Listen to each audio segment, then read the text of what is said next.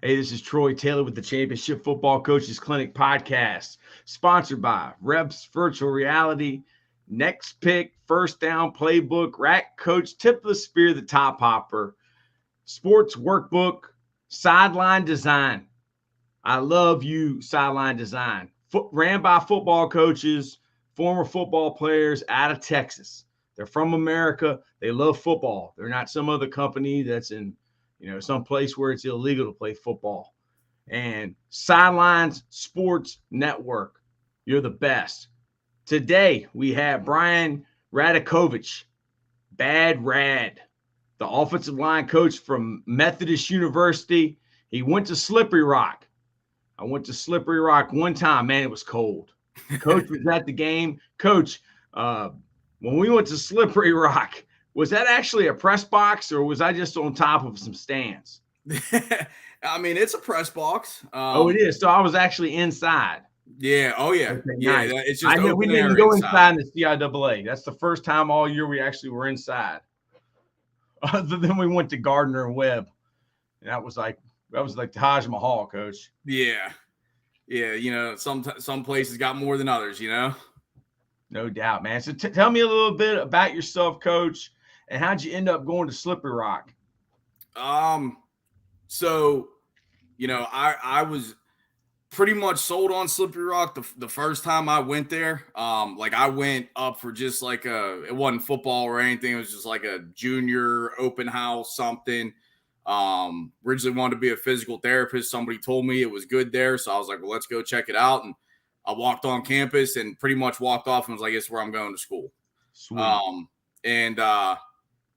So football, playing there was never really even a thought of mine. I was a average to below average offensive lineman at best. Me too. 5'8", 220 pounds and didn't move too well. So, but that was where I wanted to go to school. And, I finished my senior year playing high school and was good with how that went. And, was ready to just move on and go to school and everything like that. Well, I got there and it turned out I hated wasn't too good in anatomy. So reality hit me pretty quickly. The physical therapy probably wasn't in the cards. So I ended up changing my major to something else. But in that fall semester, in the beginning of it, it was awesome. It was like, man, I don't have practice. Like I could take a nap at noon. I could play Madden. I could hang out, blah, blah, blah. But a couple weeks in, it was like, dang, I miss football. So, and I went and watched those guys play and still knew that playing here really isn't in the cards for me, but happened to be walking out of the dorm one day and there was a flyer just on the bulletin board on the dorm that said football interns wanted. And I was like, I wonder what this is about. So there's a phone number on it. I called the phone number, talked to the offensive coordinator and went in and met with him. And, it was basically like, hey, you're going to be a grunt. You're going to do film. You're going to do headsets. You're going to set up equipment. You're going to help us out with whatever. Do you want in? And I was like, yeah, you're there. We'll make it a work study job. We'll pay you $7.25 an hour. You get to put he's like, you're going to work 25 hours a week. Probably you get to put in for 5. Are you good with that? And I was like, yeah, a little bit extra money. So started doing that, started as a filmer, kind of got to be a fly on the wall with some really good football coaches, and in a good program over the time there. And kind of every year the role expanded. It's first year I was filming every single day. I was climbing up that spiral staircase with a camera in hand, and doing that. And then the second year I, was a little bit more involved. Offensive coordinator let me kind of handle running the scout team defense. So I got to do that and kind of hang out around the O-line a little bit. And it was a whole lot of don't say anything, but take as many notes and listen as much as you want to in the meetings and things like that. Good advice. And then the following year was just that much more involved. Helped out with the offensive line a little bit. At that point, kind of still overlooked all the film operation and that stuff. And so through all that, it was like, all right, well, I kind of like this coaching stuff. Went and, and so when I got done, it was kind of I go get a regular job in my major, or do I try and go after this coaching thing? Yeah. And then obviously I went the second route. So, hey man, I don't blame you, man. It's a lot better than working for a living. No doubt. So you sent me a message today, and I appreciate that. Coach, I'm not the sharpest tool in the shed, man. I just go. What made you send me that message today, man? And what the message was just about, how you've kind of been going on a little bit of a rant on some of the camps and some of the things that are going on in recruiting nowadays. And it's like, it sometimes it's refreshing to see something like, maybe I'm not the crazy one for thinking things like that. And I'm all for everybody doing what they got to do, but there's a lot of all these coaches, everyone wants to talk about the kids are changing. This is changing. This is changing. This is no good for. Sure, there's a lot of validation to that. There's definitely some points to that, but we gotta look at the way we're doing things as coaches a lot of ways too. I when I go on the road and I talk to kids in the school, I ask them, has anybody who's come in here talked to you about the likelihood of you being on the scout team in year one? And they're all like, no. I'm like, right. So all these coaches want to talk about all these kids want to get in the transfer portal as soon as it don't work out. Well, you told them it was all going to work out when you recruited them. We tell so many guys, and I'm all for loving up your top recruits, and you got to do that. But when you paint a certain picture for a kid that maybe isn't realistic, and you don't talk about, hey man, it might take you a minute to learn this playbook, or adjust, or just like what we were talking about in high school, you got all summer to learn this stuff. In college, you got about 23 days or 30 days or whatever it is, and to go play a game. So we don't talk about a lot of that stuff enough in recruiting, and everybody wants to point the finger at the kids. Sure, sometimes maybe that is right, but it goes both ways with the coaches and the kids, and how we're recruiting, how we set the tone in recruiting, because all the kids don't know any better. They only know what they're being told in the environment that they're given. So it really comes back on us in a lot of ways. So yeah, I agree, Coach. But I mean, common sense says, heck, if you're a freshman starting in high school, either you're a freakazoid or either you're probably in not a very good program. When you go to college, we always talk about, changing lives, helping get people to the next level. And I tell them, like, dude, you remember going to kindergarten? All right. Well, remember going to sixth grade? Remember going to be a freshman in high school? You're just going to the next level. It's like you're going back to kindergarten. You're going back to sixth grade. You're going back to freshman year. When you came here to Bird, you didn't start. So why would you expect to go to a college and start? So maybe there's probably not some high school coaches that tell their kids that. But Lord, I watched the podcast, and let me ask you this, Coach. Have you ever heard a coach say, a high school coach, that he doesn't know one kid that would rather win a state championship than get a D1 scholarship? If a kid had to pick, he doesn't know one kid that would pick winning a state championship over signing a D1 scholarship. It's not surprising. It's not surprising that a coach would say that, a high school coach. It's because everything is so accelerated now, Coach. You just look at it. Like, and I tell, when I meet kids in the school and we go on the road, and I tell them, look, recruiting's great, man. Get on Twitter, reach out to some coaches, get your film out there. That's all wonderful. But man, don't get so caught up in that you miss out on what's right in front of you. Amen. So when you talk about the camps, it's like, buddy, you're spending however much money going to every camp under the sun. Well, every day you're at a camp is a day you're not with your team in the summer, which is a day that your team and you aren't getting better with those guys. Yes. Because they're all trying to change. And again, have your goals, have your aspirations. But at the end of the day, if you win football games in high school and you perform and your film is there and you play as a team, win games, all that stuff, the colleges are going to come. Recruiting takes care of itself, Amen. Or, you get guys that, they're at a camp and they perform well, but they got a 2.1 GPA. Well, it don't matter what your 40 was, because you should be spending your money on getting right in the classroom before going to all these camps. I totally agree, Coach. I wish more college coaches would say it like that, but I mean, heck, a lot of times college coaches do when they get the opportunity to come on podcasts and stuff like this. But I mean, Coach, you don't really know everything that occurred, but I was getting text messages and phone calls from D1 college coaches. Well, one in particular that told me they were not going to recruit our school anymore. Mm-hmm. That other coaches was texting him, this guy, and telling him, hey, Troy, people don't want to deal with you anymore.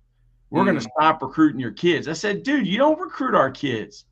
Our best kid went to your camp. You say he's not big enough. You knew how big he was before he went to the camp, and y'all asked him to go. So we got 2 kids with D2 scholarships, and we got tough high school players.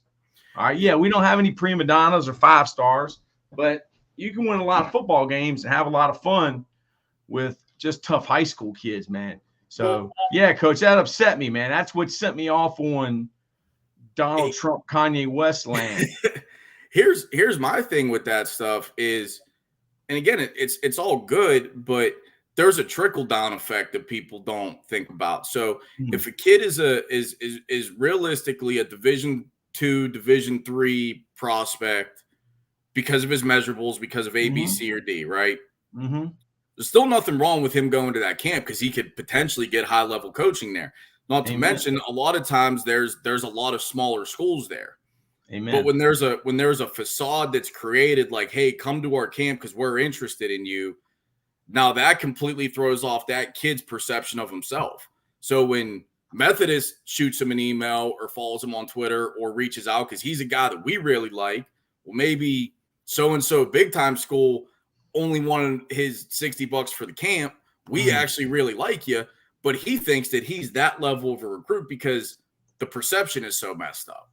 So there's this trickle down, and being at the Division III level for pretty much my whole career in coaching, you see that hey man, I get it. If you're a kid and you've got aspirations, that's great, and you should be working toward that. But if it's not realistic, let's not tell them from our standpoint as coaches that it's realistic for the sake of getting them to camp. Say, hey, we'd love to have you at our camp. Sure, we'll love to look at you, but hey, man, there's also going to be these 15 Division II schools here, these 15 FCS schools, these 15 Division III schools here, Yeah, no doubt, Coach. I appreciate everything you do, man, for these kids. Yeah, go ahead. Coach, this is and I'll get off of this rant here after this, but the best thing I ever seen at a camp was at Penn State's camp, I think in 2019. And I went up there and I was coaching at Waynesburg at the time, and I went up and worked the camp, and they did their warm up or whatever, and then the kids went out to the fields and they were doing all the testing. And James Franklin actually kept the parents in their indoor or whatever and spoke with them. And the one thing he said is he said, hey, listen, we appreciate all you guys being here.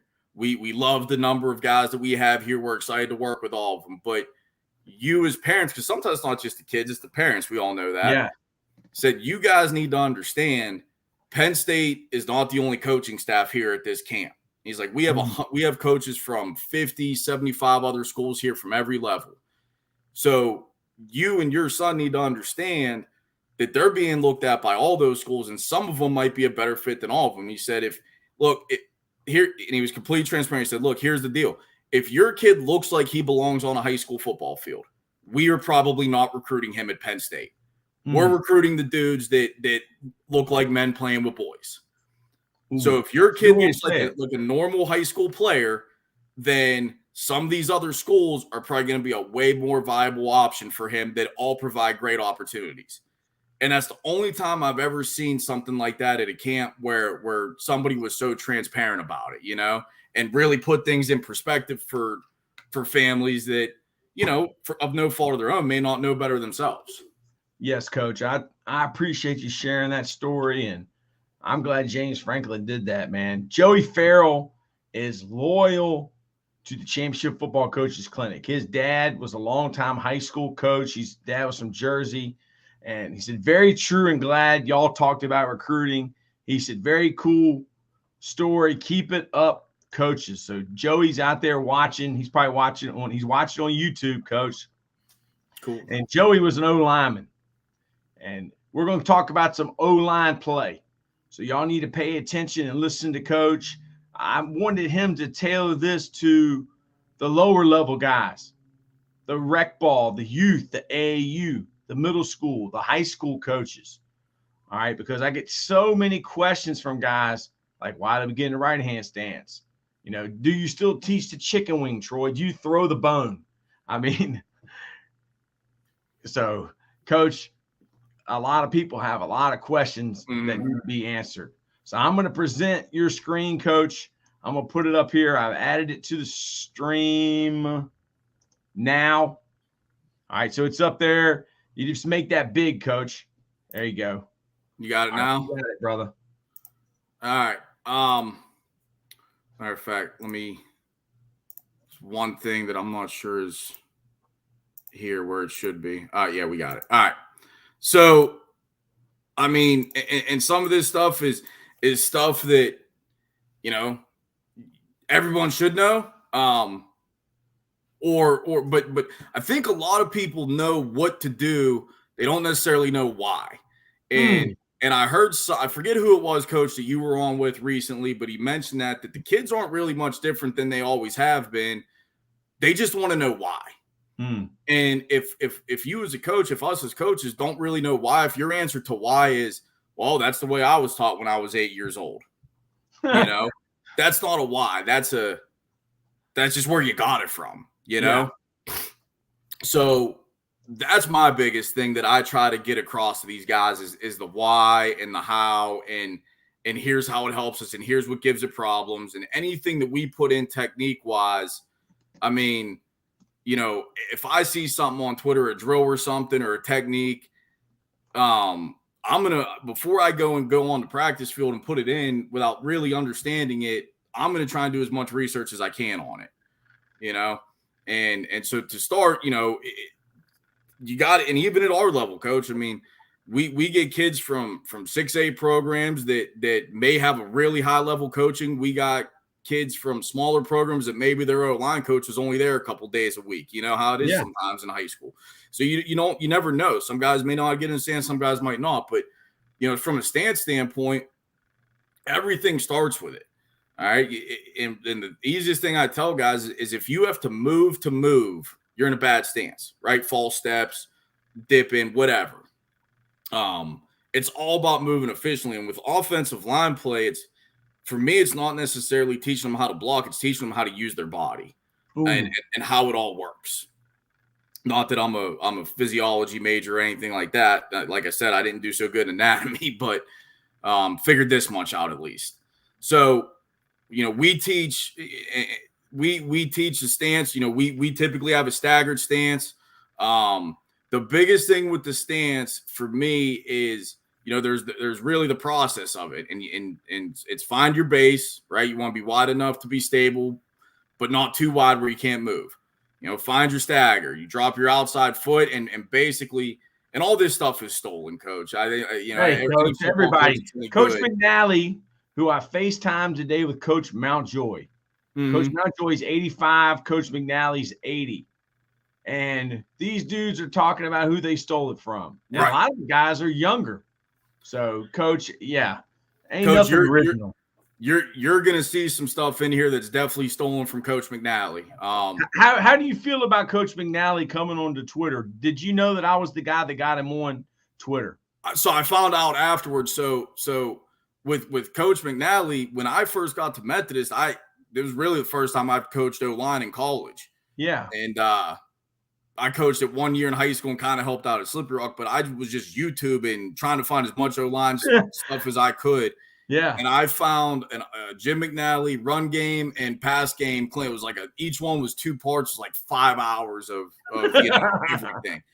And that, honestly, in my first year here, those clinics were my base, my home base. Man. And then when he got onto Twitter and started putting stuff and been on the podcast, things like that, I've DM'd him a couple times on Twitter asking questions. send him a Methodist t-shirt. So, I mean, oh man, thank you. I can't say that I quote know Coach McNally, but definitely just through all that stuff, I've been able to kind of use him as a mentor. And with that, the Scott Peters, the Strollos, and everyone else within his circle. How far are you away from Strollo? Where's he at now? I think he's in Raleigh. He's near Duke. Oh yeah, I'm an hour away. We're down in Fayetteville. We're an hour south of Raleigh. I'll give you Strollo's number, man, when we get off the air. You hit him up, man. Just text him. He's the best. That'd be awesome. He will get back right with you, man. And he'll FaceTime you, anything, man. He's the best. Yeah, yes. I've studied all that stuff, really just stemming from Coach McNally. Because here's I know I'm getting a little bit off here, but it doesn't matter, Coach. I've found with and it's coaching any position, Coach. I gotta say hi to Paul. Is this Paul Kilgore Jr. from Wise, Virginia? Paul Kilgore Jr. Troy Taylor is the very best. Love you, good friend. I hope this is my friend Paul Kilgore from Wise, Virginia. He was a great man of the Lord. And trust me, Coach, when I was down at Clinch Valley College, UVA Wise, man, you ever seen Animal House? Yeah. Yeah, well, I was Jim Belushi. All right. I still might be, Coach. All right, thank you, a little bit. Yes. God bless you, my friend. You're the best, man. Hit me up. Here's my phone number, Paul, 804-839-5244. 804-839-5244. All right? Yeah, man. How many people are putting their cell numbers out on YouTube and Twitter other than me and Coach McNally? That's right. You got that for sure. That's funny. Yeah, we are funny. I'd love to, just because I know I've hit him up a couple times. I'd love to know just how many DMs or texts or whatever per hour Coach McNally's getting, 20 bells. And I'll tell you, he's a quick response. You got to give him credit for that. Man, that's awesome. Man, that's awesome. But any position that anybody wants to start studying, you can get on YouTube and you can go down a rabbit hole. Well, this guy talked about the stance this way and I like that. And this guy talked about the stance this way and I like that, And what I found when I found Coach McNally stuff was kind of following really having a base of really one guy and how he teaches things. And then it branches out to everybody else, So anybody that's studying stuff, try to find a home base with stuff and then go from there rather than getting clinic happy, which I've definitely done. And you've got 25 different thoughts written down that all conflict each other. Yeah. But yeah, we start, like I said, we start with the stance, there's the process of it. And the biggest thing that I realized early on, Coach No Line, is you have to teach them how to load their feet. And what that means is if I'm moving to the left, I got to load my right foot or vice versa. That makes it, if you do that, that alone will eliminate false steps and is loading the feet, is the biggest thing that I talk about with those guys once we get them into the correct stance. So just a couple examples and really the only difference between a 2-point and 3-point stance is putting their hand down. Still bothers me a little bit that I had to use an Alan Faneca Jets package or picture here. I'm a big Steelers fan. I tried to find a Steelers one. I couldn't, but Faneca was one of my favorites. So, and just this is Lee Charles Bentley stuff. Like I said, it's all stolen. I hopefully I don't get in any trouble. But it's just these guys showing how to get into the stance. And for our guys, you got to give them a picture. You got to give them a video. You got to give them, especially when you're dealing with a room of 10, 15 kids, you're going to have 10, 15 different ways of guys learning. Amen. So when we're presenting stuff, I'm going to try and give them, like I said, the pictures there with it written out. Here's the video, of how to do it. And then you go from there. But then, once we get them into a stance, then we could actually talk about blocking. All right. Number one's the feet, obviously. That's what's going to put you in position. And that's where we talk about, people talk about feet and they just think about footwork. Well, it's really more than that. It's how are you doing the footwork? How do you distribute your weight? How do you keep your base? What is your path and how do you get on it efficiently? Here's a Coach McNally deal right here. Small steps. Yeah. Right? Foot fire. Yeah, foot fire. You don't want to get too far up off the ground. The hands. It goes hand in hand. So it should be really 1A, 1B, and 1C, because you can't execute a block without all four of these things. But you can get in great position with your feet. But if your hands are no good, if you're bear hugging, if you're going with the chicken wing, it ain't gonna matter because you're not gonna be able to control the guy. So we talk about the strike. I think this was I've heard this from a ton of guys. When I look at the tight film, or I watch you from behind, I shouldn't see your arms. It should look like your arms got cut off at the shoulders. Mm-hmm. And then, anybody who's watched anything with Coach McNally, playing long. Did you know about playing long? No. Because I never heard of that term either, but I know he used to teach the flipper. Mm-hmm. And I never been a flipper guy. Never. Me neither. So when he started talking about that, I was like, I get it, man. But you play long in the run game and the pass game. Yep. How long have you been following Coach McNally? Because he came on, I think it was the end of February. Coach, I'm pretty sure I was like within the first 1,000. I happened to see it. My first initial thought was, "There's no way this is real." Man, and then I saw, it may have been like a Bengals practice tape or something. It's like, well, this can't be fake because there ain't nobody else that would have this way. So you actually thought, who? Man, that's crazy. Like, I'm the most blessed coach in America. Chan Gailey told me, he said, "Troy, the Lord takes care of children and idiots, and I'm not a child." So, yeah, I mean, dude, it's a miracle. I mean, it is a miracle. That man has learned how to use Twitter and given back so much. I mean, look at this. He used to get upset. Like, why am I doing this? I was like, mm-hmm. Coach, like, he used to do a newsletter and have to fax it to people. Right. Like, dude, you got Twitter. You can have a clinic not just once a year with the cool. You can have a clinic 24/7. Yeah, and he does. He hasn't figured out going live yet. If he just goes live on Twitter, he could just have a 24/7 clinic. Oh my God, yeah. I'm going up to Buffalo. I'm going up to Buffalo on Friday for the Mouse Pack. Me, Alex Mariball, all right, and Jim McNally will be there, and other prominent people that, I'm the low man on the totem pole. Yeah. But I'm going to teach him how to use Twitter Live. He's going to have a 24/7 football clinic. The man sleeps on blocking shields. Dude. He has blocking shields on his bed. His mattress is just the agile pads. Yes. That's man, awesome. Dude. That is the best. Yeah, I mean, he's that's kind of even, it's part of my routine now. Like, before bed, make sure to check on Coach McNally's Twitter and see what he's talking about today. Because you can piece it all together to make a clinic. Like, I love Duo in theory, right? Yeah. But I'm still trying to learn it more and more. And he went on 3 days, and it's not technically a Duo clinic, but if you watch the tweets in order, it's a Duo clinic. It's just you have to click on the tweets in the right order. And it was awesome. He is awesome. So he is awesome, man. I've been so blessed. Yeah, but I'll tell you what, the one thing I've told other people this, people who I've told my dad about this, and my wife, who really couldn't care less. But first time I ever DM'd him on Twitter was for something. It was, "Coach, do you have any film of this technique?" And it was like 10 minutes, if that he got back to me. I was like, this is an NFL guy that's been to 4 Super Bowls that just boom like that and put it up.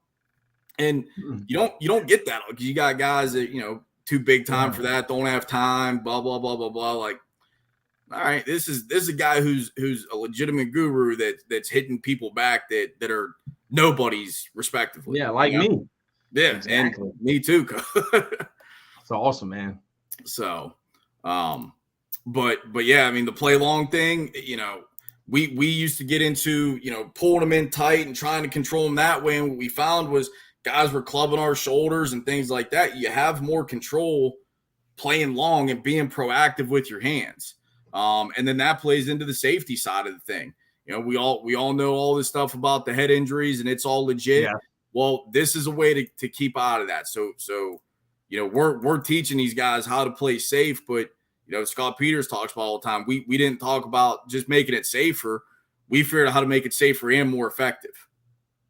Because the bottom line is coaches care about production more than safety sometimes, unfortunately. But when you could combine the two, now you're winning. We talk about the fight in the block because guess what? You ain't always going to be perfect with your hands and your feet, right? We live in a super imperfect world up front. So you have to fight. You have to strain. You have to, you might have to refit your hands. You might have to correct a bad base. You might have to get off your toes and on your insteps, right? And then I kind of took play heavy and I combined it with play long. You want to play long, you want to play heavy. And playing heavy is, you don't have to be a heavy guy to play heavy. Playing heavy is playing with a good base and playing on your insteps and using your body in a way that you can make yourself heavier than you are. I'm sure you in high school and us at the Division III level, guess what? I ain't getting a 6'4", 340-pound cat to go play tackle for us. I might, my best guy might be, our center last year was 6 foot and he came into camp at like 210 pounds. Wow. But he was an all-region player because he knew how to play heavy even at that weight because he was he a wrestler? What's that? Was he a wrestler? No, he played at like 245, 250 and 21, and he changed his diet a little bit and he quit eating sugar just for his overall health, and the weight just fell off of him. And he was like, Coach, I'm not trying to lose weight. I just don't want to eat sugar because I want to be healthier overall. And I was like, I get that. And the weight just fell off him, and he came into camp, and we were like, geez, and he was a 2-time all-region player before that. So he was an experienced guy, knew how to play, but he had to relearn how to play heavy because he wasn't heavy anymore, And Coach, I want to talk about Paul real quick. See, Paul keeps messaging, and Paul says, not sure if you played with Reggie. See, Paul, there's guys that play, and there's guys that get guys ready to play. I was the guy that got guys ready to play. And Paul, who was our team chaplain, he would meet the team as we walked our 2 miles down a mountain and then to another mile to the gym where our locker room was, and he would give us a sermon, and we needed to hear it. And we stopped and we listened. He gave me and my brother a little trophy, and we were the low man on the totem pole. We were not good players, dude. So that's how much that means to me. Paul, you don't know how many people he used to give people baseball cards and football cards of his favorite players, man. Man, Paul, you did God's work, man. Coach, I had to say that, man. Hey, let me tell you something. Scout guys, the guys who get the guy ready, like you said. Yeah. Now, I'm biased because, like I told you, my first real thing in coaching was coaching the scout team. Mm-hmm. But I really, truly believe that we had number one offense in Division II football at a point in 2013 because we had 3 future All-Americans or all-region or all-conference players on that scout team defense who came at us and got us ready to play. Yeah, no doubt. And I think those guys became those type of players because of what they were seeing every day. No doubt, man. That's always a hard thing to get guys to buy into, but there is something very seriously to be said about that role. So, and that's play heavy. Huge. I like that. Play heavy. Yeah, that's when you're playing light on your feet, that's when you're tap dancing. I mean, like on your toes. That's when you're playing like with your pop, pop, pop, pop, pop, pop, pop. So, and I've kind of really dove into the play heavy thing, because watching Coach now, he talks about foot fire, right? Well, we talk about it in really two phases, I guess you should say. You want to be light on your feet and able to move in your footwork when you're getting to the block. But once you get into that block, your feet are naturally going to slow down because now you have resistance. That's when you have to transition to playing heavy with your feet, if that makes sense. So I try to compare it to, if you're trying to, I don't know, get a running start to push something. you know. You're going to have that running start and you're going to be light on your feet and fast to it. But once you get there and there's resistance, you very rarely are you going to be able to just run through it, right? So you have to figure out a way to transition how you're working your feet to now be still moving but generating power. You don't have to generate as much power when you don't have the resistance on you. So we've kind of gone down that road a lot, really starting this past spring, and then this is, word for word, what Coach McNally says. Finishing it with a lift or a torque. I used to be a big, trying to bring my hips through every single block and do that, but sometimes it's just not realistic. If you're running wide zone and that guy wants to play outside, great. Drop your right hand off him, use your left hand and torque him, and you get the same thing done. I'm not even a big. People think finish with the offensive line and people think pancakes. I could care less about pancakes. I tell our guys all the time, I hate even charting it on the grade sheet.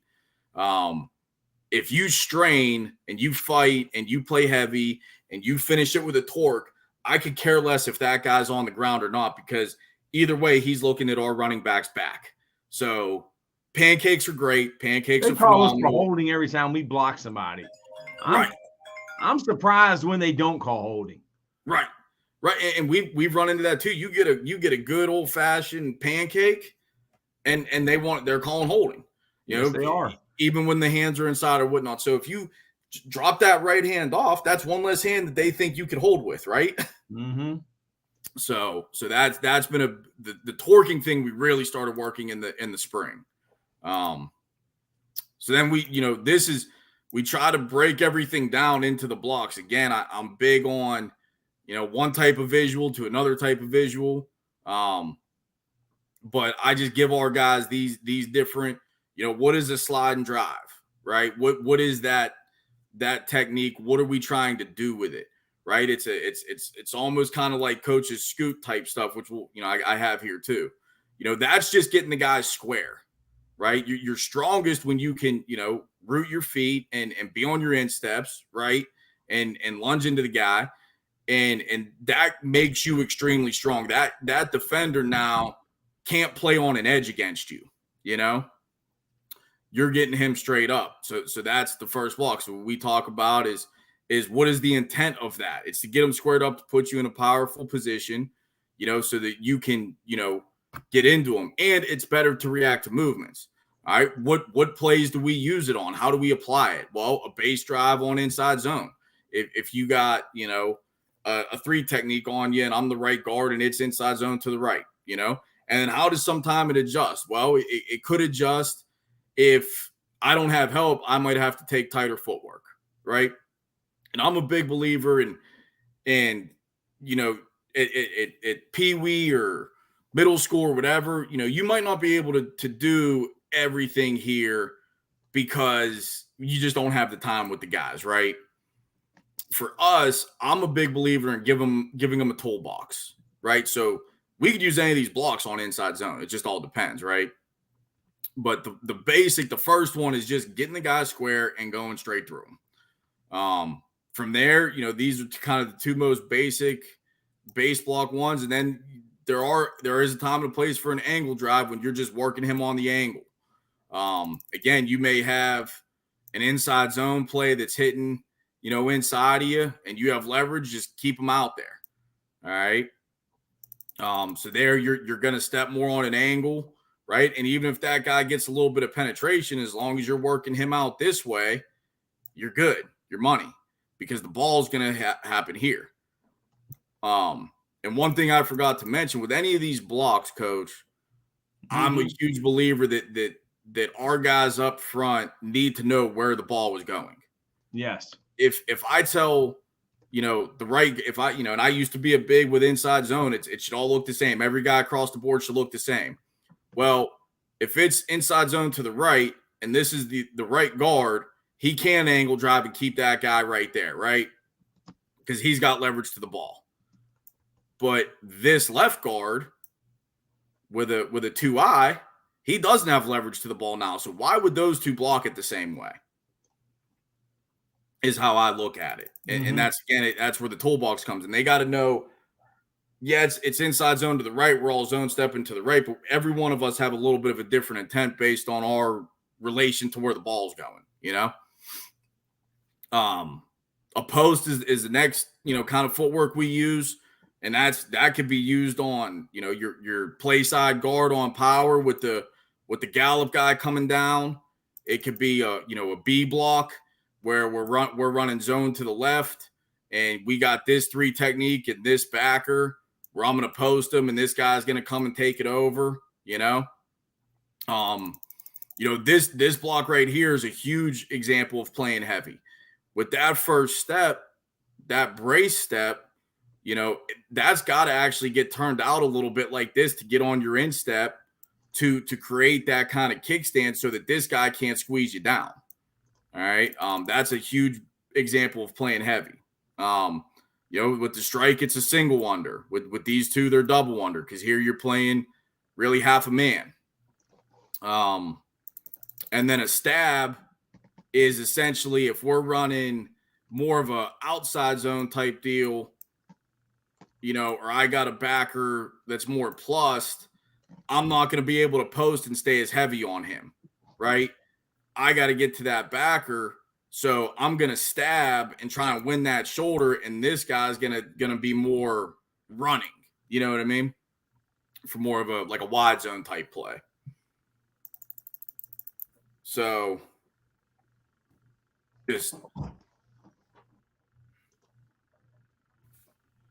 if you look at this right guard here, this is the slide and drive. So he just takes a little slide step, and now he's got that guy square, and he can work him however he wants to,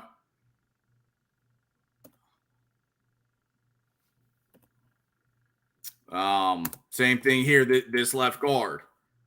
All right, instead of working this guy on the angle, I'm going to try and play hit because these guys were doing a ton of movement on us. So I'm going to, be more straight up.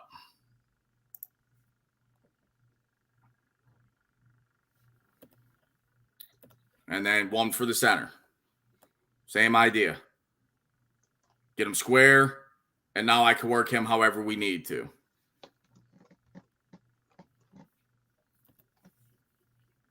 And you get into angle drives.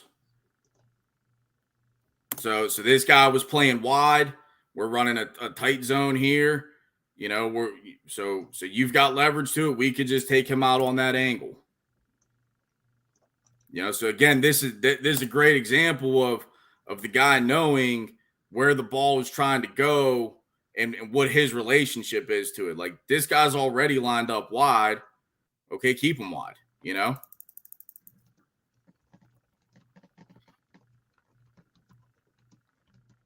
This is just another angle.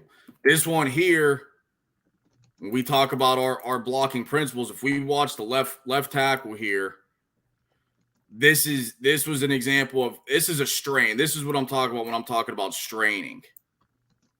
He's fighting here. Like, this is a finish to me. Now at the very, very end, he kind of lets it go because we were getting, like we were talking about, Coach, these guys were throwing a lot of holdings on us in this game particularly. But if you just watch the strain, the way, you know what I mean? That's a good example of it.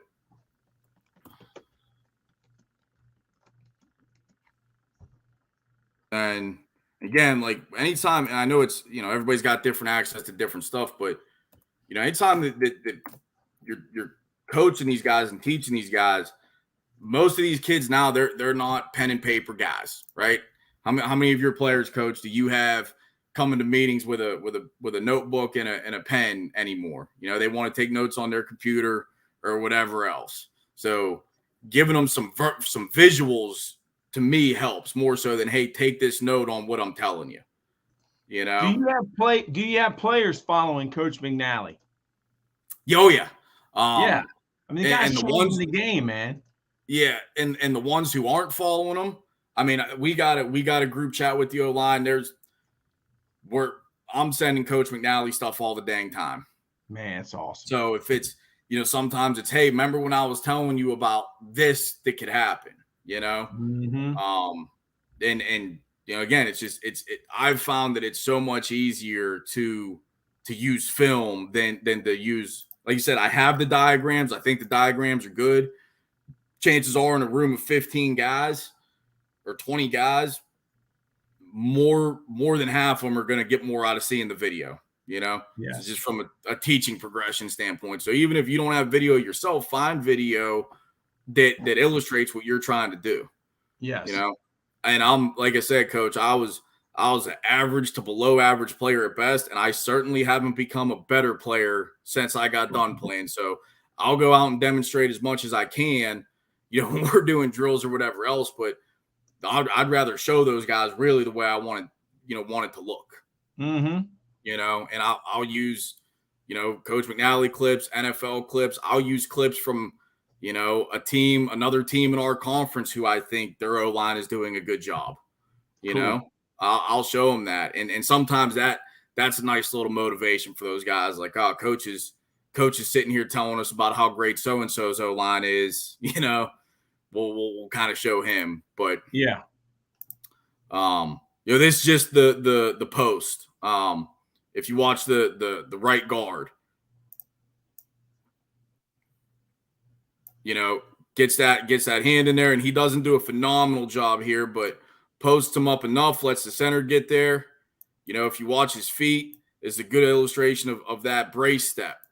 If you watch his right foot, see how he's on his insteps, he's got that kickstand. So if this guy were to try to squeeze him, he's as sturdy as it gets right there, And that's a huge thing. So now there's a gap there.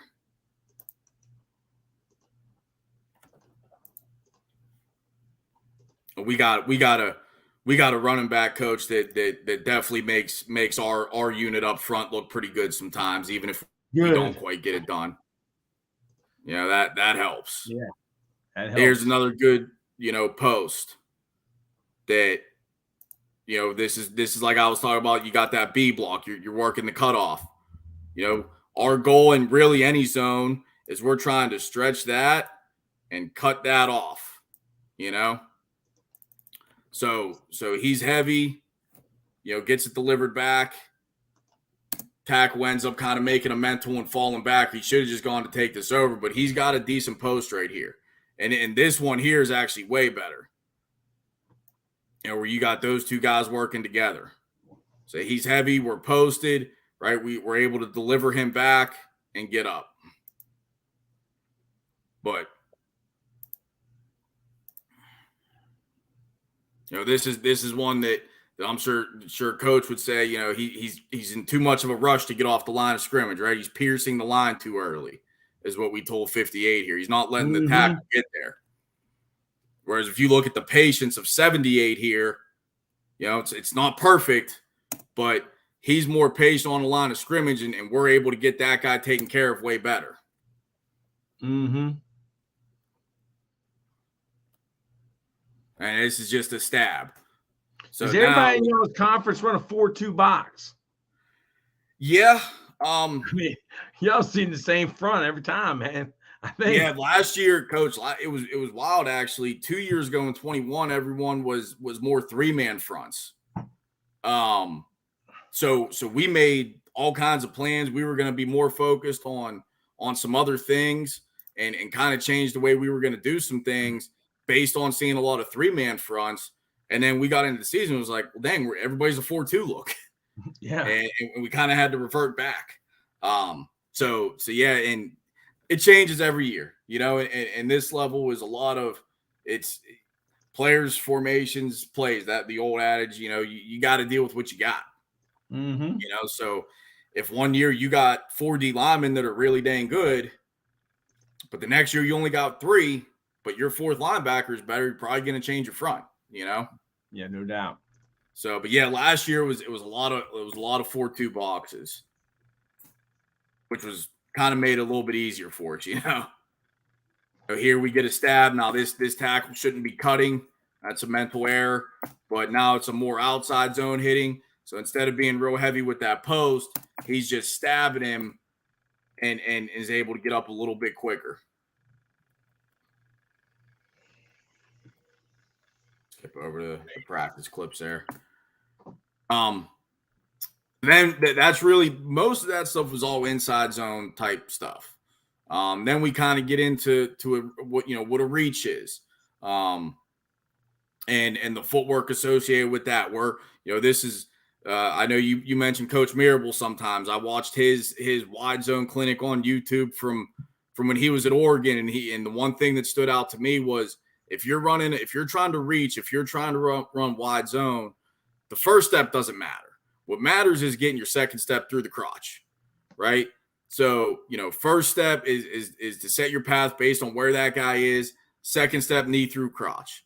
And that was the biggest thing that I got from that one was knee through crotch, knee through crotch, knee through crotch, on a reach block.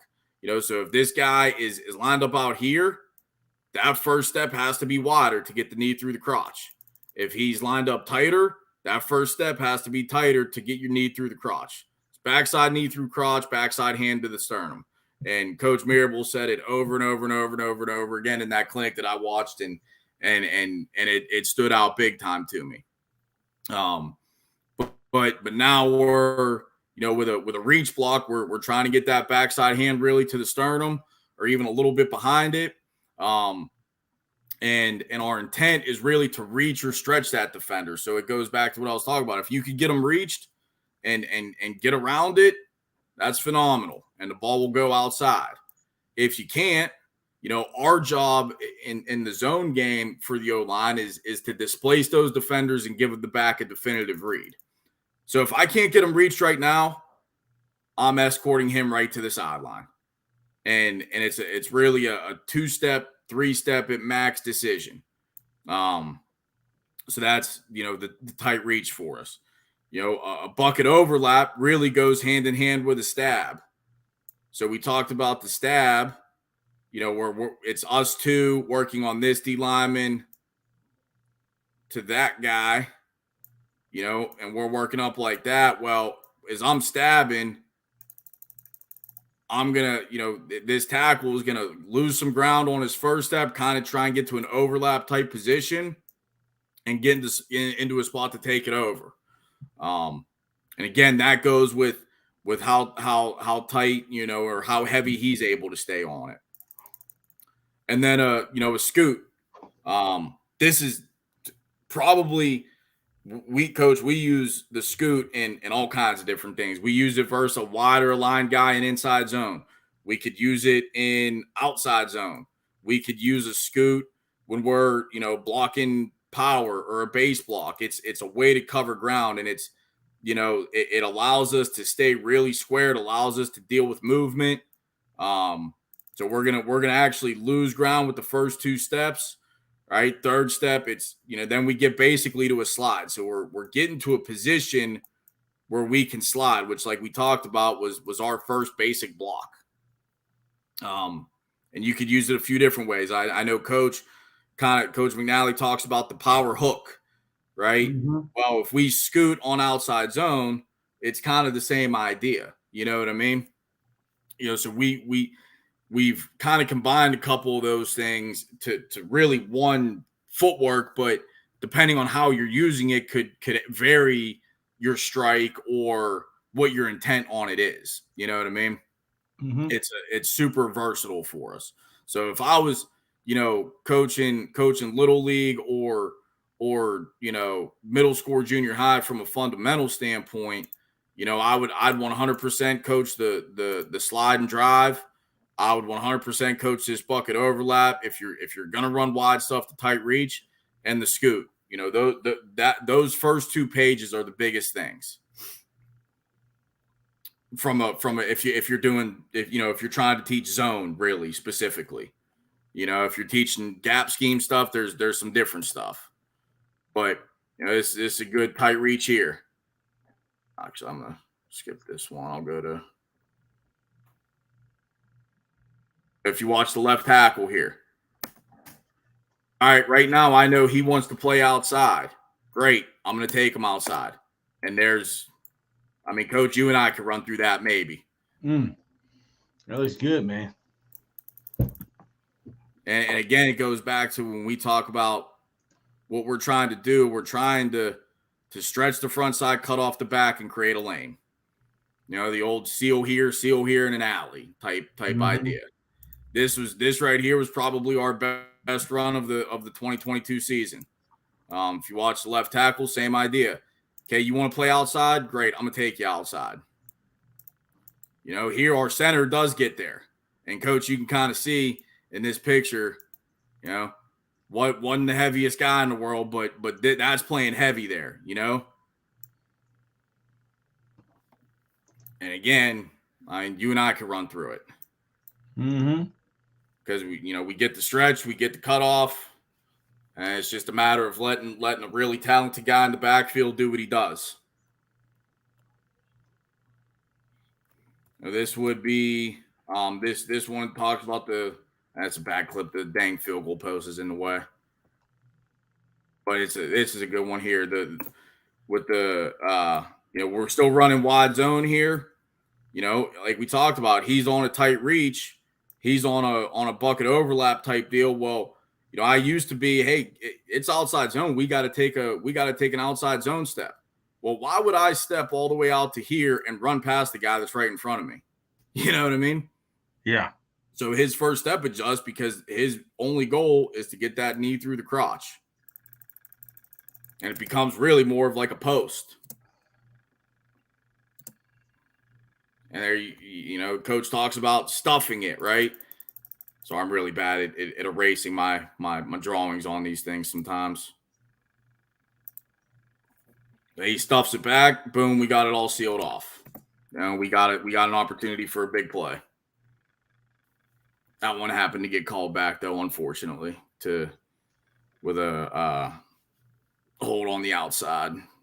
It had to be a receiver because y'all ain't holding by. Yeah, y'all had more than they could. I mean, y'all had more blockers than they had defenders on that side. Mm-hmm. Yeah, and really both the guard and tackle and the center and the backside guard both really good jobs here understanding the knee through crotch idea. Don't run away from it. You know, you can stay stronger.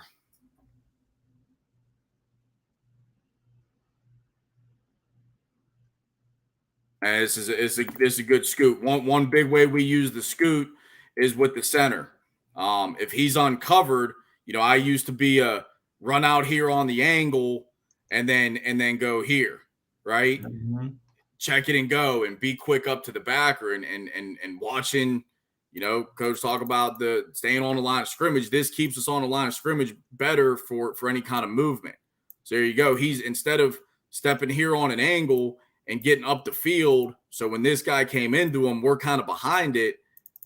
When he scoots, it makes this pretty seamless, right? To be now we get a T and twist here, which is tough to pick up in the run game.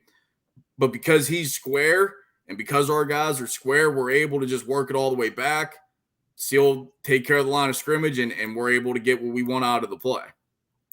Whereas if we were running on the angle with the center instead of scooting, like I used to, he would end up running into him right there.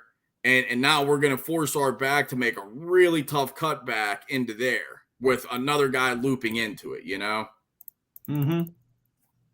So that is one of the better, examples of a scoot really helping us. We're able to seal it all back.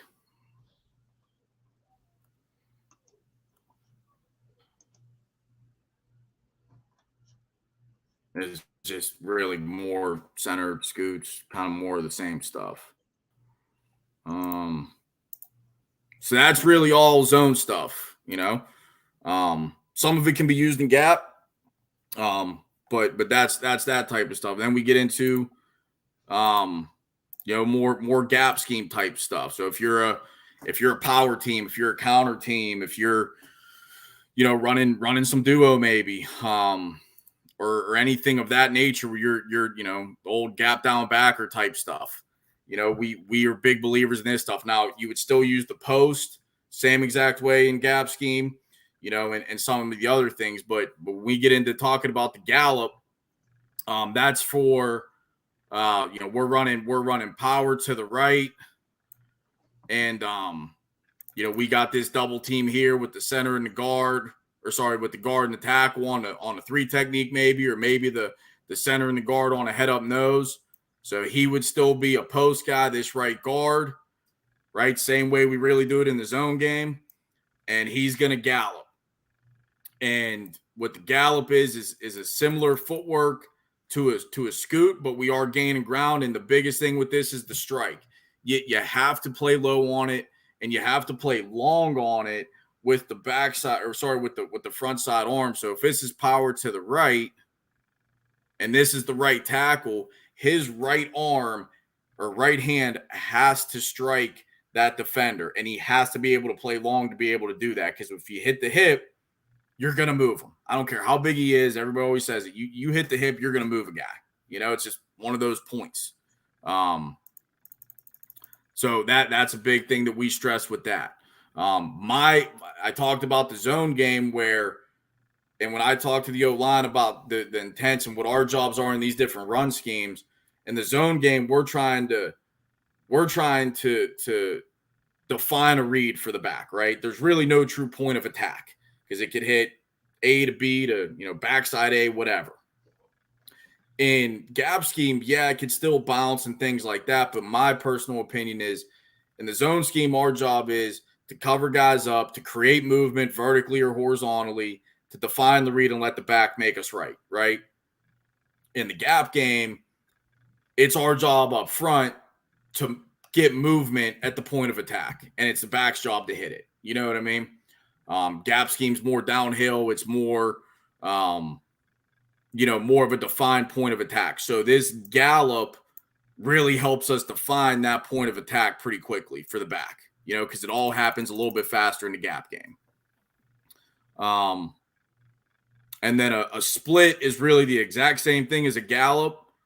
It's just this would be more for duo, where we're now instead of with a gallop, we're working back to this linebacker back here for like a power because, we're pulling. Well, if we're going to this linebacker now and we're trying to work more vertical, I don't necessarily want to gallop. I want to get in there so I can work more vertical. All right. And now that's something that I'm kind of debating on. I know a lot of people and Coach talks a lot about not playing half and half. So like I told you before, watching his basically makeshift duo clinic that he did on Twitter right around Memorial Day, kind of got me reconsidering some of that stuff. But it's, that's if an old school, like if I was teaching double teams, if I was teaching, if I just had 2 kids out there and hey fellas, we're going to learn how to do double teams today. I'm teaching the split and I'm teaching the post, and hey fellas, we're going to get hip to hip and we're going to move this guy, period. Don't worry about the scheme yet. Don't worry about nothing. Hey, we're just trying to get, 2-on-1. We're going to get our, 600 pounds on their 300 pounds or relatively whatever level you're at. If you're in middle school, hopefully it's not that much, but we're going to get our 300 pounds on his 150, whatever it is. And we're going to move this guy, and the best drill for that, if you're teaching double teams and you're just trying to get guys hip to hip, stand behind them and put a agile bag or a hand shield in between them, make them hold it with their hips. So you teach them that and you teach them the post. Matter of fact, I have that drill. Give me one sec. Maybe not. There it is.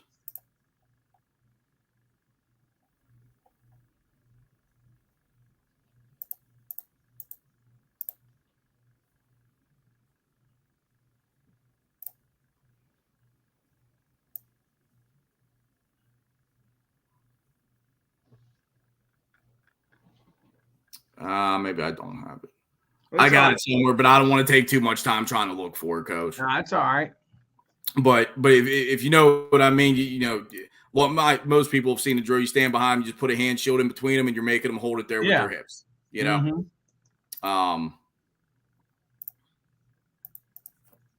So here, this would be a decent shot of a gallop. I think we got. Told you I'm really bad at erasing these stuff after I meet with my guys. feel like John, I've always really liked John Madden. I kind of feel like him when I get to work telestrator a little bit. Mm-hmm. So here, he doesn't do a great job at the second level. This is one I show him, guys, you got to get up more square. You got to be under control. If you watch our right guard here, and he's more kind of throwing the flipper, right? But you can kind of see his right arm. You see his right arm gets to the hip, and then our center is able to torque him. On power, we like to skip pull. And what we ended up going to eventually was we went to this, Coach, have you ever seen like the skip to shuffle type deal? Yeah. We started getting into that recently. So instead of, the way I initially learned to skip pull was, you skip back and then you kind of open up with your right leg and kind of get to a run. We've gone more to a shuffle because it keeps that guy more under control, keeps him tighter to the double team. And more able to play more inside out.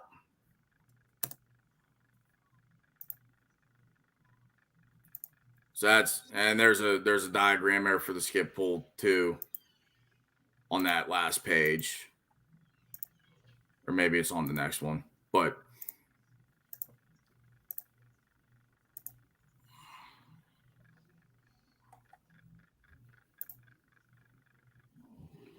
there we go. So here's our, a down block. This is another thing I'm really debating on, but if I was going out there and just teaching somebody a down block today, from a basic standpoint, the first step is really similar to an outside zone type step. Second step goes upfield, and then you just work on that angle. But the most important thing with a down block is the hand placement. Guys are doing a really good job now, and I know I've seen a lot of people talking about staying more square on a down block now because guys are doing a better job now. Instead of just penetrating, they feel a down block. They know the play's going over here. They're doing a better job getting over the top recently. So that idea of really staying more square and kind of scooting to it, now you could react to however he wants to play. But the way we've done it is the most important thing is the hand placement. As I go down, I want this left hand to get to his chest. I want this right arm on his shoulder, really, or on the bicep. So no matter what, if he tries to go over the top, I could play long, extend my right arm. If he wants to penetrate, I'm stopping that with my left arm getting to his chest. We talked about the skip pull, and then a trap pull is if we're running counter, if we're running some type of trap, we're going to get our initial depth, but then we're working back into the line to try and be inside out on that guy. And that's the most important thing. The trap pull is the one area that I have still used the flipper a little bit. And I'll kind of show you just because of the contact point. But, our down blocks, if you watch the center here, again, he does a pretty good job. He gives up a little bit of penetration, but you see his hand placement. You see his left arm getting to that shoulder. If that guy wants to try and go back over the top, it's that much harder for him. And this is what I call is one of those ugly runs, Coach. That this isn't getting on a highlight tape anywhere, but these are the type of runs that you do still need even in this day of football. Yeah, there's some carnage in there. No doubt. That's what we call an ugly 3, an ugly 2. This is a better shot of that center with the down. You see his hand there, right? And again, this was his first game playing at 205, 210 pounds, and you see he was still kind of trying to learn how to play heavy with being a lighter weight. Decent gallop here.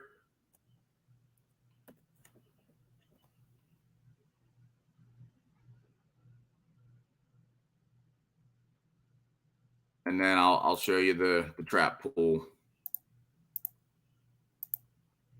This is like I talked about. This is the one place we still kind of use the flipper. We want to go, near shoulder. inside out. But what I've told him is it all depends on if you're going to kick out at the end.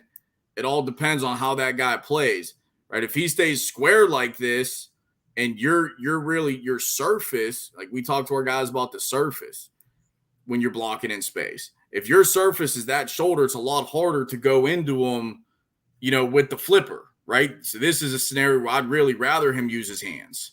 But now he tries the wrong arm late, so I gotta get in there and be, a little not be able to play quite as long and log him.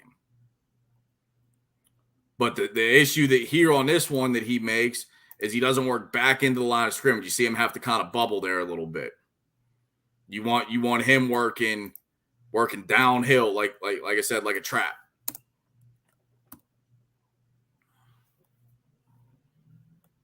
And a little bit of a better one here. And it gets a little bit of penetration, which gets him off course, but now it's not as much of a blow there. It's not, that's not a knockout shot, but guess what? You played more inside out. You played with your hands now this time. And he's able to control that guy, and we're able to get inside of there. Sorry, last one here. This is a pretty good trap pull here. This is more one where he gets the guy's chest a little bit more from a surface standpoint. So he goes into it with the flipper. Now, like we talked about, this right here, Coach, is why you play long, though. Yeah, is this a really nice looking block and a physical deal? And this is the type of stuff that O-line coaches get excited about, right? But this kid could have played long and could have played with his hands and kept his head completely out of this. You know what I mean? And maybe it's not as much of a type highlight film type block, but guess what? You're still going to get the job done. You're going to be that much safer. You're not going to risk the noggin, Mm-hmm. So that's some stuff that we've been going back and forth on. Like I said, I like the physicality of that block. I like everything about it. But if you start thinking about protecting the game and protecting your guys, is that the most effective way of doing it? You know what I mean? Yeah. And we've had long conversations about that. Because at the end of the day, that's, our guys, that's what matters, So that's kind of the bulk of what I got from a run game fundamental standpoint. Yeah. I got some drills and some things like that, but I've recently gotten into, we show our guys the film of what it's supposed to look like in real time, and then we come back to what the drill is. But really, more times than not, I used to be a huge drill guy and had, I had 7 different drills for a trap pull. You know what the best drill for a trap pull is? Is to go out and trap pull somebody. Yes. And you can slow it down and you can control it, in a drill type setting. But, the old, like I'm not a big believer in the hey, take your first step, reload, take your 1-2, reload. I think that stuff is good to get a foundation, and especially if you're coaching, little league or middle school, that stuff is all great because you have to get them, you have to build it piece by piece. But once you do that, and once your guys understand that, just go block the guy. Just put a guy in front of him and go block him. So our ending now is we just call it drill progression. And Coach, we go out and hey fellas, we're gonna slide and drive base block. Okay, come on back. We're gonna do it to the left. Okay, we're gonna angle drive. Okay, we're gonna post. Okay, and we put the guy in front of him and we block him. And that we really got into that in the spring, and our guys seem to really like it.